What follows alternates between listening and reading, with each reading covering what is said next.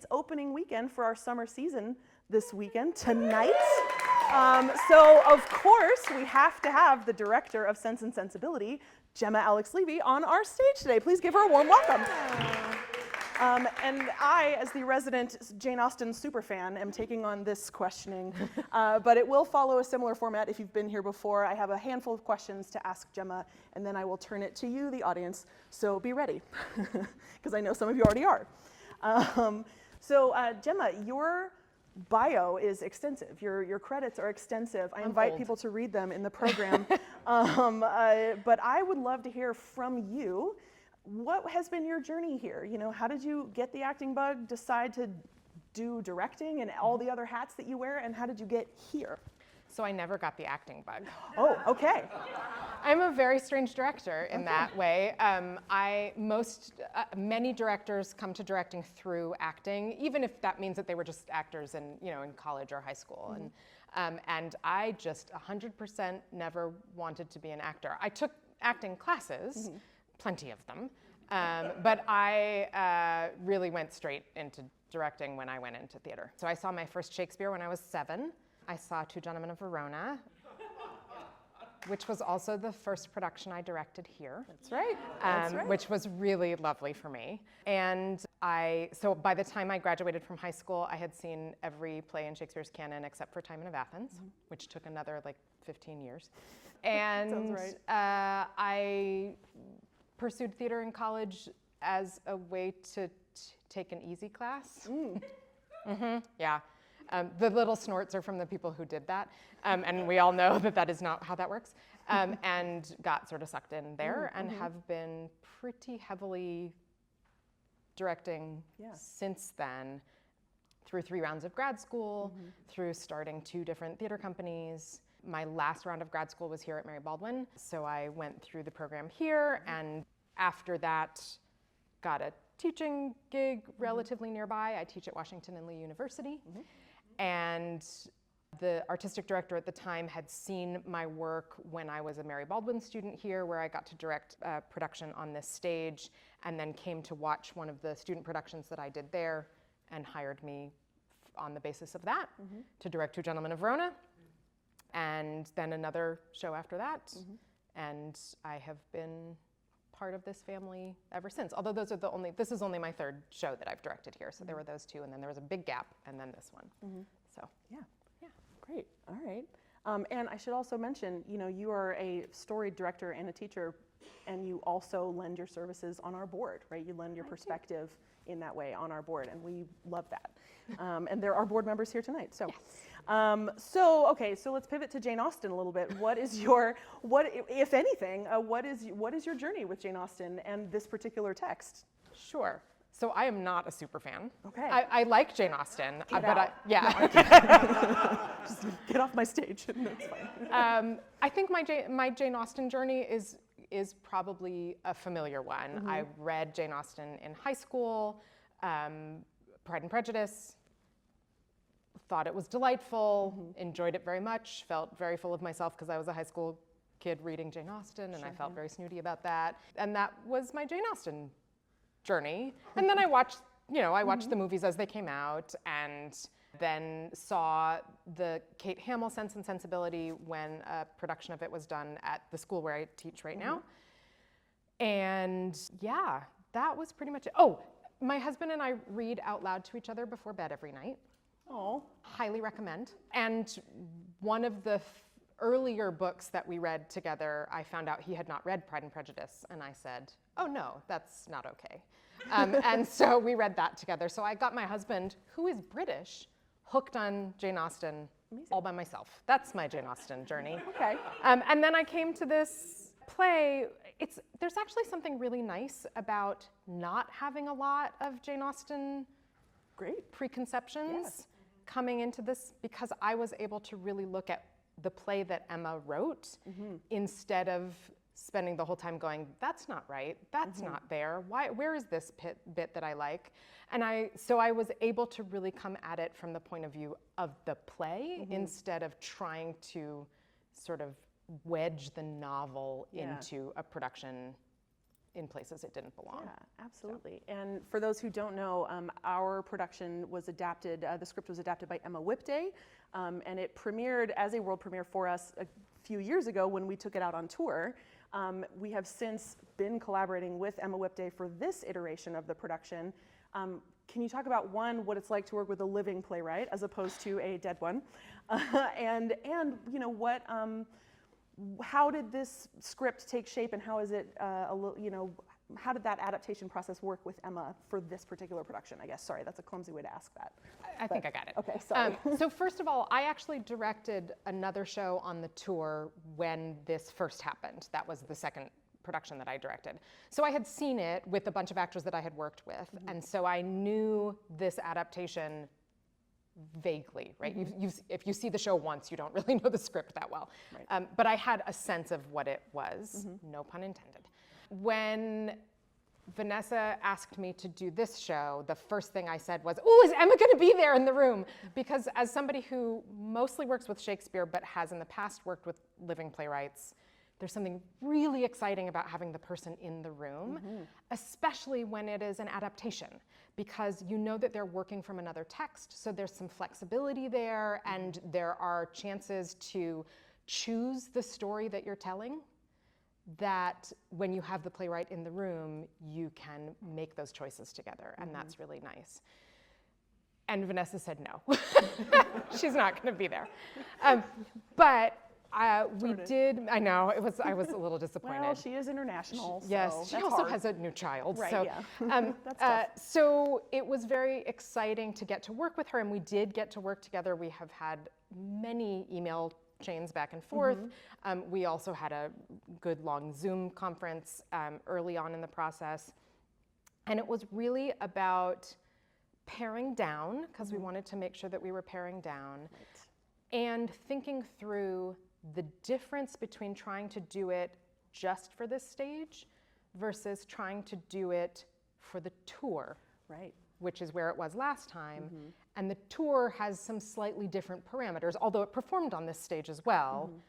First, they have to go out and do it for a bunch of kids, usually, a lot of students, and in all sorts of different spaces. So knowing that we were just going to be in this space helped me think more clearly about what we needed and what we didn't need in order to tell the story. And working with Emma was a dream until the last email I sent to Emma was probably 4 or 5 days ago. I mean, we've been consistently doing it, and some of that is coming from me, and some of that is also coming from the actors. So an actor will say, "This doesn't feel right," or "I don't understand this journey." One of the actors was like, "I say this same phrase 3 times in this one tiny bit of text. Can we cut 2 of them out?" And so some of it is me and some of it is them. But every single time she has been very forthcoming, which is really lovely, and very welcoming. It doesn't mean she always gives us what we want, but when she will go into the explanation of what's there and why it's there, and offer suggestions. If I say this is confusing, she'll say, "How about if we do it this way?" And it's been really, really fun and made me want to work with more living playwrights. That can also be hard, right? Just to be clear, like there's something nice about getting a Shakespeare text where you can do whatever you want to it. True. Public domain is a dream. Yeah, it is lovely. But there's something really fun about having an extra, sort of an extra co-conspirator. Yeah. Can you elaborate on maybe one of those moments you were talking about where knowing that you were designing everything for this space specifically with Emma, how that was different from thinking about touring parameters? Sure. I'm going to pick a low-hanging fruit here. That's okay. The original production had a duel in it. Sorry to report, there is no duel in this. And that was less about the space and more about the audience. So I think that part of it was also just trimming down and wanting to be a little bit tighter. Part of it was, how much time do I have to rehearse this, and do I actually have time to have somebody come in and choreograph an entire duel? But part of it was also that in a touring production, part of your job is to engage the audience in a way that sort of forces them to pay attention. because you're going to end up in some situations where people were forced into the space, who are having to watch it, who didn't really want to come and watch it, and your job is to grab them and make them go, oh, wait, this is something I want to pay attention to. We do that differently in this space because of the way the space is set up. So the space does that for you here, which is a really amazing thing.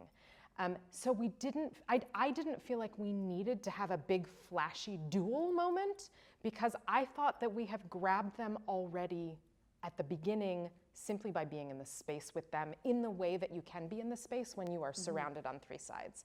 And that's not always true in a touring production, that we often are in a proscenium space where the audience is out there and then there's a little gap and then the rest, and then we're up here.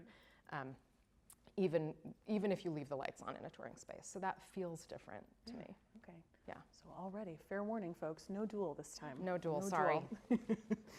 Fortunately, there are so many other parts of this story that are great and worth watching. Yes. Yeah. Yeah. Way to go, Jane Austen. Also, how many of you remembered that there was a duel in Sense and Sensibility? Yeah, yeah. 2 hands went up. Not gonna lie, Yeah. I thought you were gonna be like, me, I'm gonna remember. Yeah, so. So you said earlier, you have come to the Sense and Sensibility story kind of like a clean slate, really, with not a lot of expectations one way or another. So can you talk a little bit about the ideas you did come up with before coming into production, and where did it start, and what are we going to look for? How did it end up? Okay, I don't want to That's a do loaded any question. spoilers. So Sure. I think that the most important thing to me, and part of this I think is also age. So when I read Jane Austen, not Sense and Sensibility, but when I read Jane Austen when I was younger, it was love stories, and that's because I was in high school, and that's sort of what mattered to me in high school.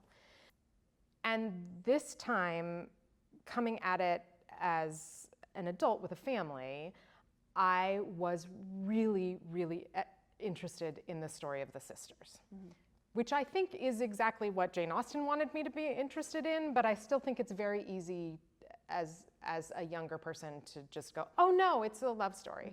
And I think that we have been sold the fact that it's a love story, or it's a couple of love stories, throughout the last 100 years, right? That all of the movies make it about the love story. And to me, it's really a love story about 2 sisters and them learning to understand and love each other through all of the trials and tribulations, and about them finding ways to be themselves in the world that they live in, without having to. We've been talking a lot in rehearsals about pendulums and the need to sort of not be at either end, but to find the middle in various contexts. But I think that a lot of what the play is about is finding that life is a spectrum, and that we need to be able to find some sort of middle ground, and that living at either end of it, no matter what you think that is a spectrum of, is probably not particularly healthy. So I think for me that was the in for me was what's going on with the relationship between these 2 women. Yeah. Okay, great. Anything else? Any other first impressions that maybe have made their way into production? Sure. I think that this is a play, despite the fact that there are some very not nice things that happen to people in this play. I think it's overall a play about joy. And I wanted to find the places where we, the audience, get to join in that joy. So I am hoping that there are more points for laughter in this production than there are for sorrow. I love that. Yeah. That's great. That's a wonderful sentiment. To pivot a little bit, there's always a question, at least in America, of whether or not when you're doing a Jane Austen, when you're doing a Regency period play, whether you should do the dialect. Where did this production come down on that debate? No. Do tell, please No. elaborate. I am very interested, both as an artist and a scholar, in the relationship between performers and audience members. That is where my focus has always been. It is one of the reasons that I love this particular space so deeply. And for me, as soon as you find something to put between a performer and an audience member, you lose that connection. And an accent to me is often that thing that comes between. It's not like wearing a mask, but it is. There's something that happens that the actor is cut off, their actual person is cut off from the audience. So I really, I'm gonna get I'm gonna get canceled for this. I hate accents on stage, unless they are I love people's real accents on stage, but I don't like it when you put something on. I will also say, this is secondary, I have a British husband, and bad accent, like if the accent goes in and out even a little tiny bit, or if it's like slightly off, it really gets my goat. And so there is also that piece of it. And I do have to sit next to him during opening, so, and he'll sit there and be like, whoa, like that. So yeah. Sure. Peter knows what I'm talking about. Understood. Yes. Yeah, absolutely. I So share that that sentiment. yeah, myself. that is definitely the secondary piece of it. Sure. I definitely was not into accents even before I was married to him, but that is a big piece of it for me. Yeah. Which sometimes there's no avoiding accents, because sometimes you need them to tell a particular story. Right. But not this one. Yeah. That's a great way to frame it. Yeah, absolutely. So speaking of this space and how it is conducive to audience contact, what other moments did you find? You don't have to, without giving spoilers away, but are there any particular moments in the script that have invited that contact that we should look for?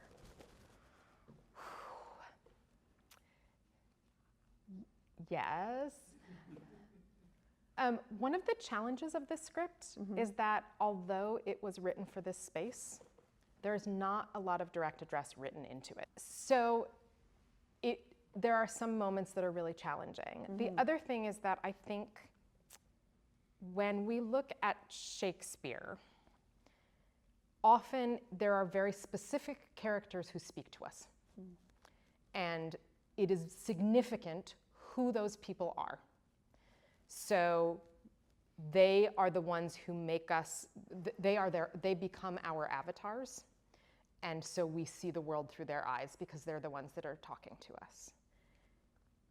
And if I asked all of you, who is that character in this play, who would you say, or in this story? Those of you who know Sense and Sensibility. Who would be the character whose eyes we look through? It should be Eleanor, right? And Eleanor has maybe 2 lines to the audience that are specifically to the audience.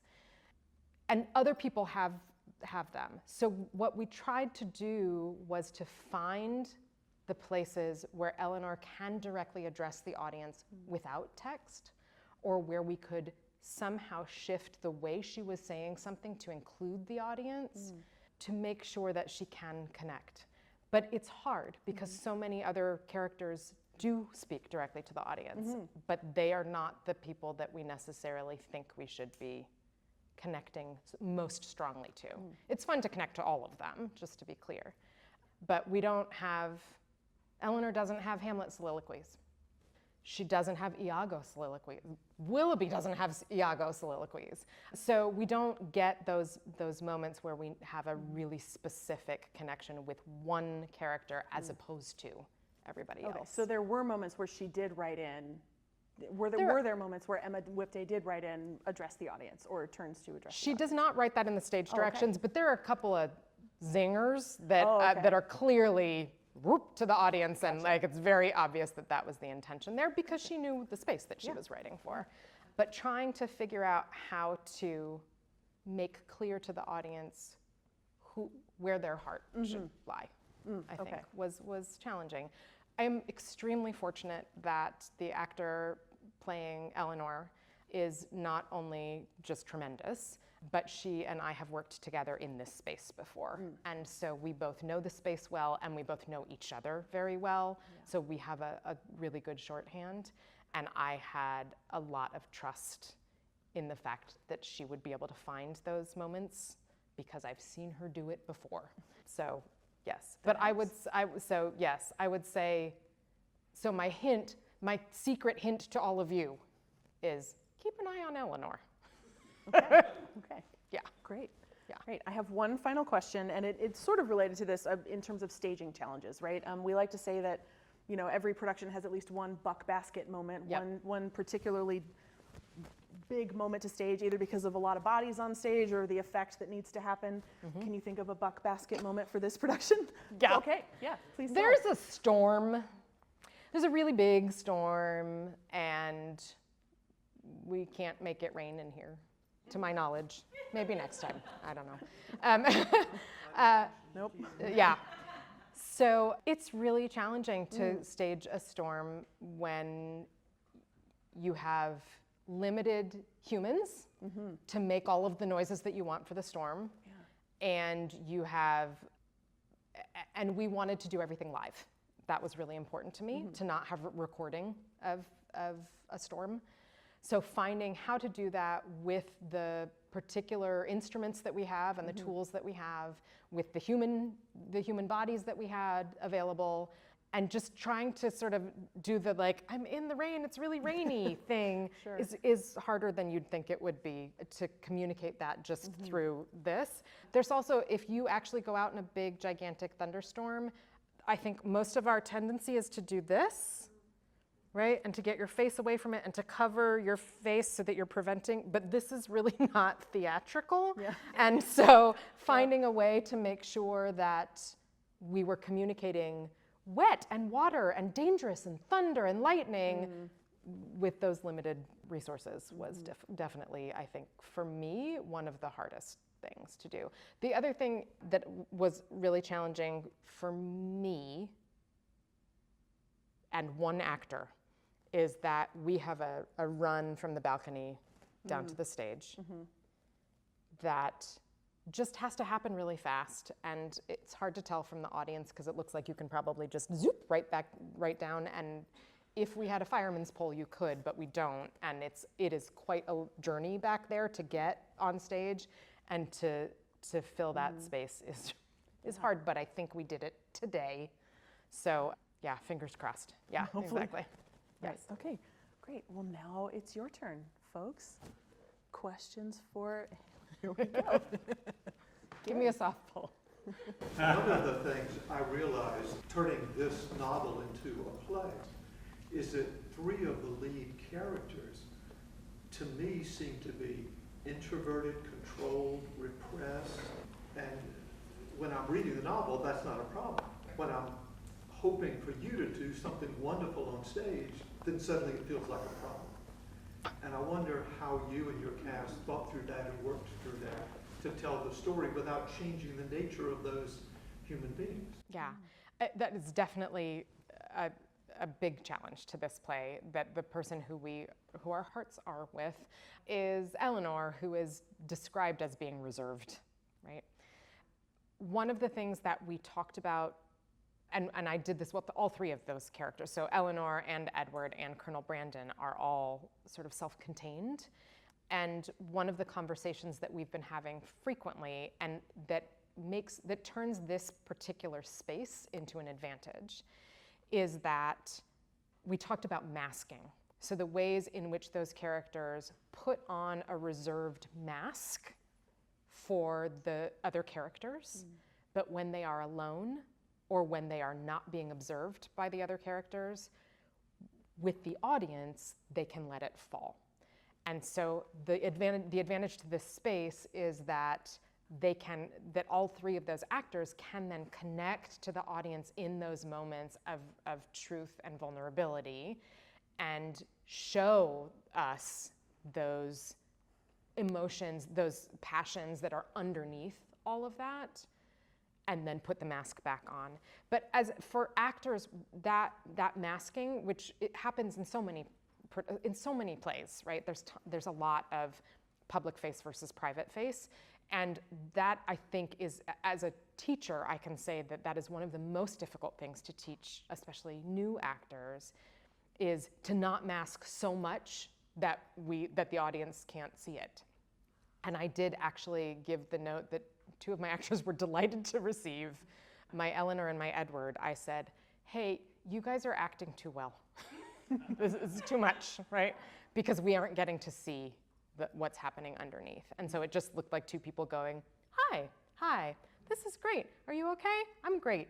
And I was like, that's not theater. Nobody wants to see that, right? So it really is a big challenge. I hope we have met it with this one. But it really is, and that's why my hint was keep an eye on Eleanor, so that you can see those moments when the mask drops and you get to see who she really is and what she's really thinking and feeling underneath all of that staid reserve. Yeah. Great tip. Yeah. Any other questions? Yes. Jemma, I was wondering how you had the opportunity to see all the Shakespeare plays when you were... I grew up in the Central Valley in California, so Northern California, and I will try and make, this is one of my favorite stories. I'm gonna try and give you the really short version. My parents enjoyed the theater, but not too much, but they took me to see Peter Pan when I was little, things like that. We had a local community theater that we went to see things, but we were on a vacation going up into Oregon and Washington State, driving. And on the way back down, we stopped. I got cranky because it was dinner time. I was 7, and we stopped in a little town because it was dinner time. And my mom asked at the front desk of the hotel, why are there so many hotels in this little tiny town? And they said, it was Ashland. So they said, this is where the Oregon Shakespeare Festival was. And fortunately, my parents thought that sounded awesome. And they said, great, let's go see if we can get tickets. And we went to see Two Gentlemen of Verona that night, and I loved it and was completely enthralled and shushing my mother while she tried to explain the story, and I was like, shh. And they realized that was something special in a 7-year-old and started taking me every year. So we went from the time I was 7 until I graduated from high school twice a year. We went to Ashland and we saw every show they did every year. So yeah, so that's, yeah, isn't that amazing? I will say both of my parents did very minimal theater when they were in high school. My dad was in You Can't Take It With You when he was in high school and then never touched theater again. My mom auditioned for something in college and did not get in. But they said, would you like to do makeup? And she was like, sure. So my mom's claim to fame is that she got to do John Lithgow's makeup. They went to school together for a year in college theater. So it's not that they were totally not theater people, but neither of them pursued that in any way, shape, or form. So I just luck that I had great parents who recognized something in me. Yeah. Yes. So I heard you say that, the accents, and I'm a theater teacher for high school, and God help them if they try on rather have like the cowboy, So, but I'm wondering about the language. It's very specific to Jane Austen, her sentences and things like that. And did you have any challenges with that? Is that more like a question for the playwright? Like, do you use that formal language? So Emma took a lot of the text is direct quotes from the novel. And I think she did a really nice job of blending the sound of the text when it's her words. I certainly can't tell, and I have a pretty good ear from working with Shakespeare so frequently. Emma is British as well, so I think that there are some vocal patterns that she is more familiar with already. But I will say that there are challenges for the actors in that we are used to a very American pattern and formulation of text and a very contemporary one, or we are Shakespeare people. And Shakespeare works in a very specific way most of the time, partly because he's writing in verse a lot, so we get very clear instructions from that about how to, what word gets pronounced in which way and which syllables are getting hit and things like that. And Austen does not, obviously she's in prose and Emma's writing in prose. So part of it is navigating the, oh, I know that I'm never supposed to hit a pronoun, with the, no, actually in this particular context, you hit a lot of pronouns, and finding the ways to marry those two things. But I also am somebody who very strongly believes that you never want to put something so in period that the audience goes, oh, that's not about me. So there are times when, for me, it is more important for the actor to put it into their own rhythm and their own pattern, because I know that that will be something that speaks to somebody in the audience in a way that forcing everything into, Keira Knightley will not, right? And then we just go, oh. It's the same reason that I will never direct a play in which people wear bustles. It doesn't interest me. I'm happy to direct a play that was written in that time period, but there's something about that particular shape that makes everybody go, not me.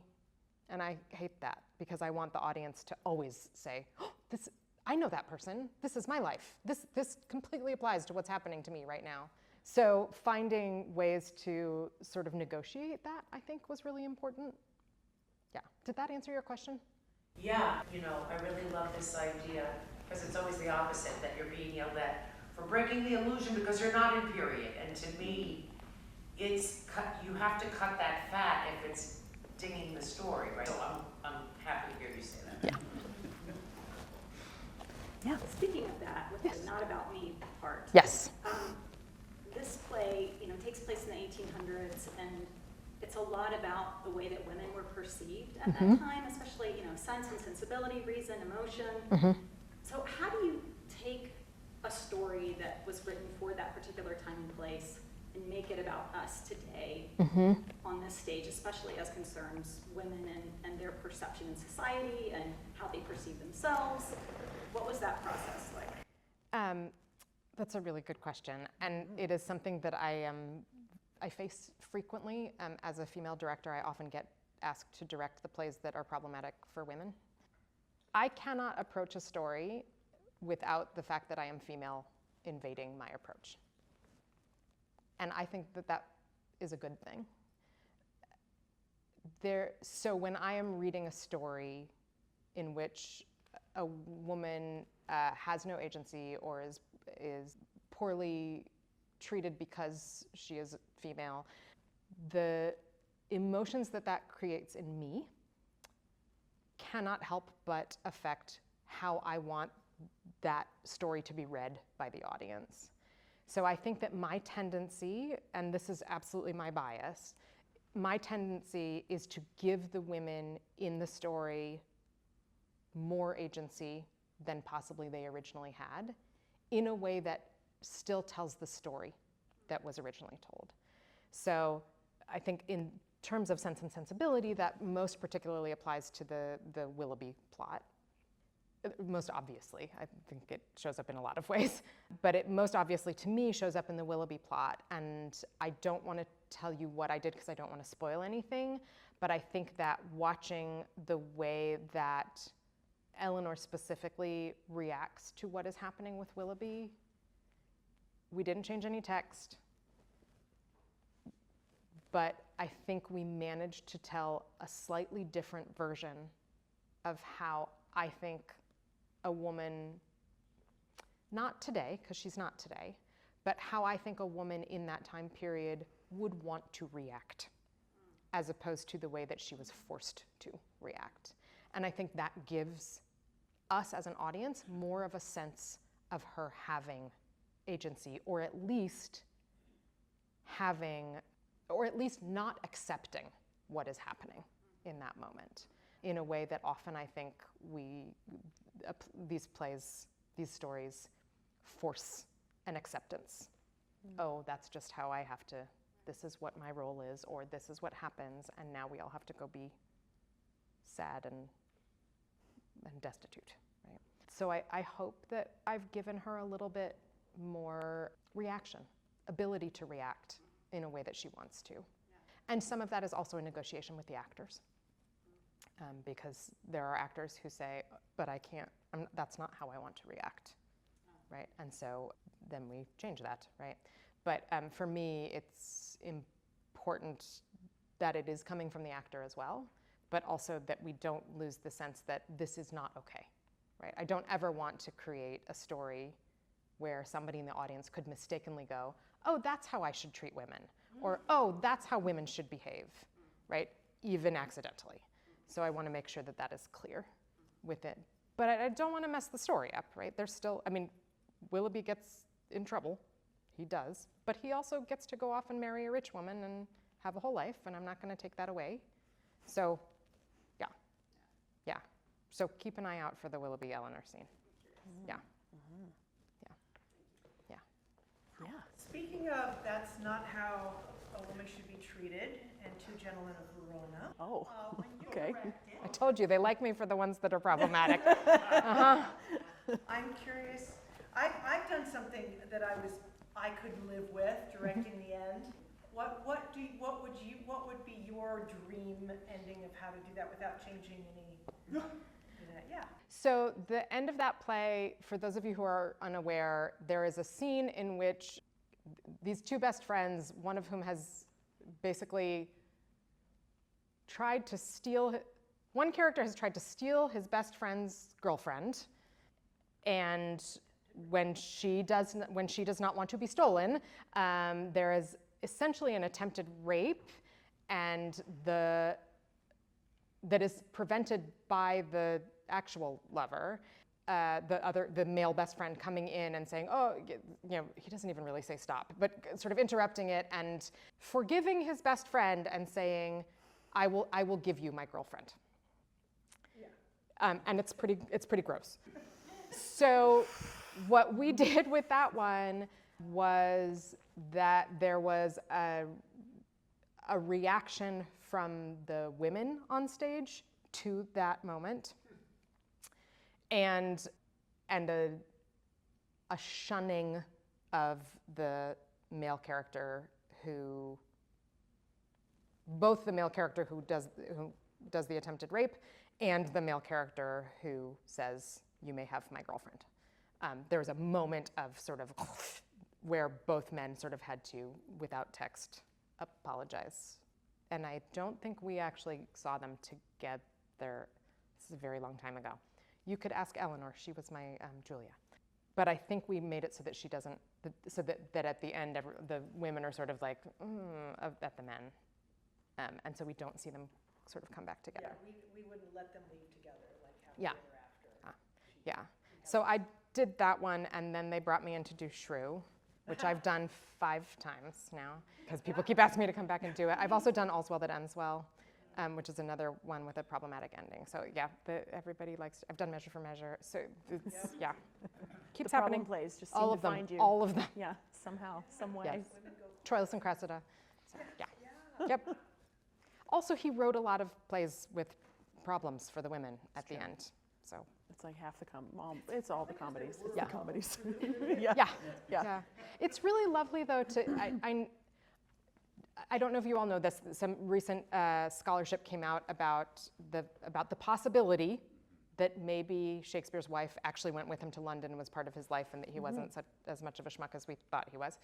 And I think there's something really interesting about the fact that he keeps putting it in his plays. And he also keeps making the women in his plays smarter than the men in his plays. Always.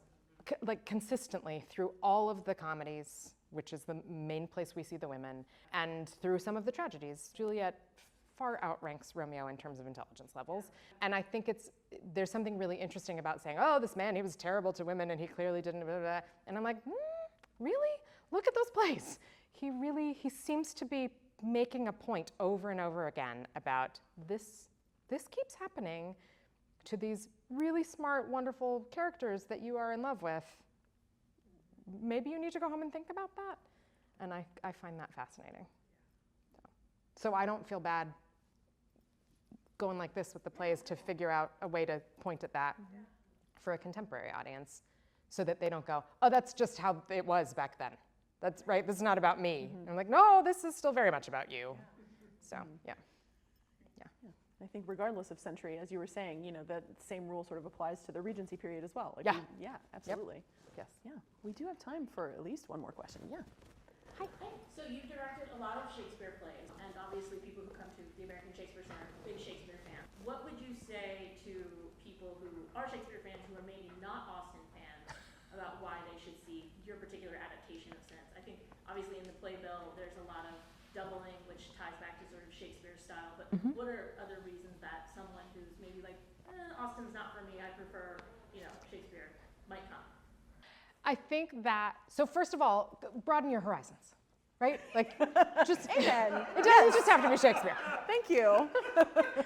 But I also think that there is something about the humanity of her stories that works in parallel to the humanity in Shakespeare's stories. That they're not telling stories that are so specific that they only are about one person. They're both really good at telling stories about humans interacting with humans.